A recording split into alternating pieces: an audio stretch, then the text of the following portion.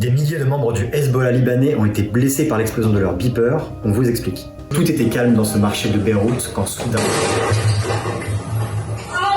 Des milliers de beepers ont explosé dans tout le Liban. Bilan provisoire, 3 morts dont une fillette de 8 ans, plus de 3000 blessés et des hôpitaux surchargés. Parmi les victimes, on compte des centaines de membres du Hezbollah libanais, qui est un parti chiite et une milice armée financée par l'Iran. D'ailleurs, l'ambassadeur de l'Iran lui-même a été blessé par son beeper. On le voit sur cette vidéo se faire évacuer vers l'hôpital le plus proche. Un beeper, ça ressemble à ça. Ils permettent de faire beeper d'autres appareils et de transmettre de courts messages par ondes radio. Pour le Hezbollah, c'était le moyen de contourner l'espionnage de leur ennemi, Israël. Le Hezbollah accuse justement l'État hébreu d'être derrière l'attaque et d'avoir placé des explosifs dans les beepers en amont.